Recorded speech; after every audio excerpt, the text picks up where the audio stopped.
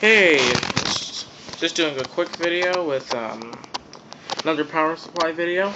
Now, I know this is probably like my third power supply video. Well, technically it's my fourth, but you know.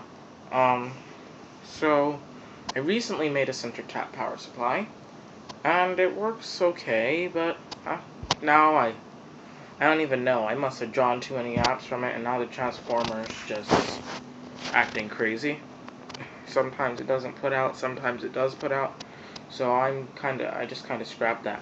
So Superbrain AK posted a comment on one of my power supply video, my finishing the power supply video.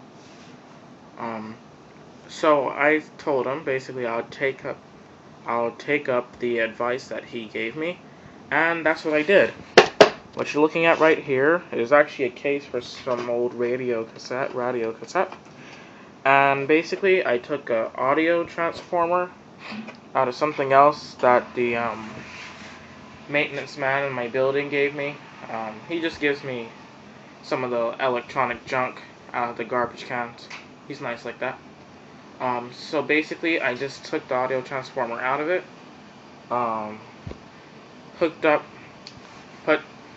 I hooked it up with the whole bridge rectifier. I think the bridge rectifier I have here is rated for about 80 amps at about 300 volts. So it's pretty good. Now right now at the time, I have no idea how many volts this actual power supply puts out after being rectified and smoothed. But hopefully, I'm guessing let me just kind of skip everything. I'm guessing that it puts out somewhere from around, I'd say 50 to 70 volts, because the capacitors on the board that I would connect to, like the whole power supply board, the capacitors are actually 71 volt capacitors. Now it probably would have been best if I had used those capacitors for this, but instead I'm using a 400 volt 430 microfarad capacitor, and this thing really puts out. Now I had a bleeding resistor on here, but to kind of like it discharges it before, like after you're done using it, it discharges it, so that way you don't accidentally shock yourself, do something stupid like that. That would just like ruin your day. But I mean, it doesn't ruin your day. If you've ever been shocked with a capacitor before, you know what it feels like. Now, I've never in my life been shocked with a capacitor of that value before, and it's like a really bad spark. Like, I mean, it's a really big.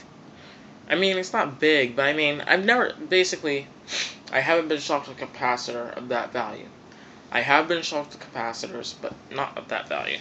So you're probably saying, well, Jason, if the center tap probably puts out somewhere around 30 or 40 volts, and the full power puts out probably 80 or 70 volts, then what are you gonna power this with?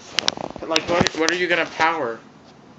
No, what are you gonna power with this? Okay, I just kind of threw up over my words there. Well, the truth is, I was thinking that too. And basically I kind of thought, well, I could probably use it for super flyback drivers, things like that. I could probably also just use it for a quick capacitor bank charger for fun, just to, to make huge sparks, things like that. I could probably use it for a ZVS driver, because those things, I've seen people, and it's also been talked about, that, well, I've heard of people that use 100 volts in their ZVS drivers. I might have seen it before and just never paid attention to it, but I don't think I've ever seen anyone actually do that before. But on an Instructable that I saw, which will remain nameless for now, not because it's a bad Instructable, but I'm not sure if the person that made the Instructable wants me to just put out the name, but whatever. So, in an Instructable, he was talking about how powerful it was, and I mean, with 36 volts on a ZVS driver, depending on how well it works, you can actually get a foot-long arc. If you've ever seen Alex1M16, I hope I said that right.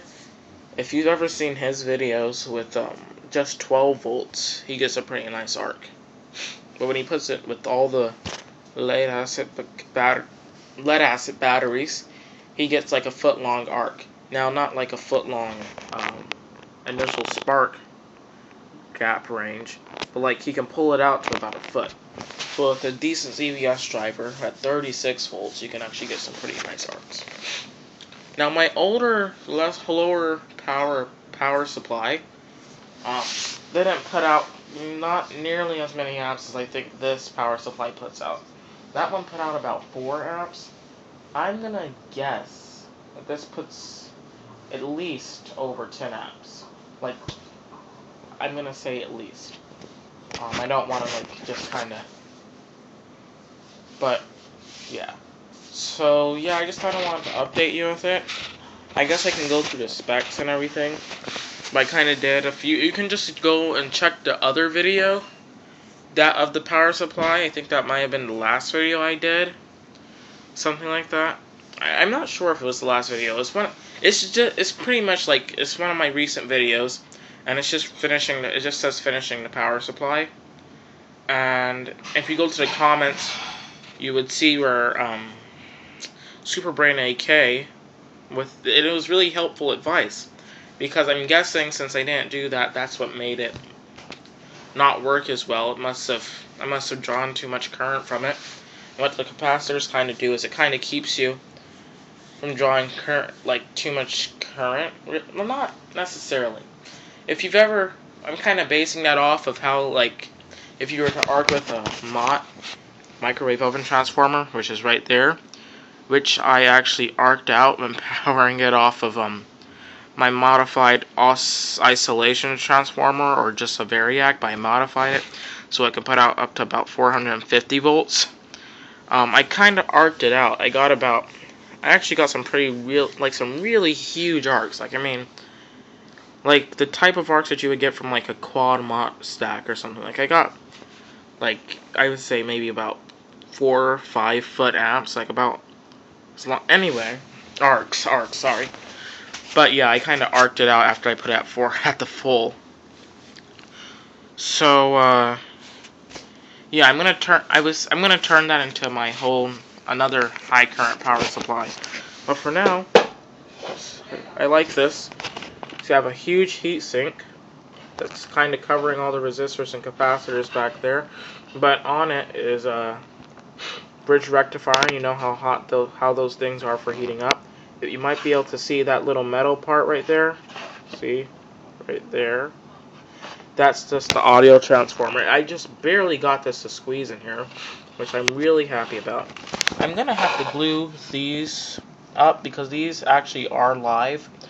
So like if I were to have this on like a metal table or something, I could actually like have it just shorting there, which wouldn't be good. But I mean, yeah, whatever. I'm just gonna have to fix that. So yeah, I even have a nice little switch, which is something that I haven't been quite fond of in a while. Not like I don't like switches, but like I haven't actually put a switch in a while. So yeah, I guess that's pretty much it. I really like flicking that switch. I guess the next video I might be doing an archery, like shooting arrows, something like that. Might be, because I'm going out and I'm going to be shooting some arrows tomorrow. So I might record that, may not. If I do, yay. If I don't, yeah. But yeah, thanks for watching. Please comment, rate, and subscribe.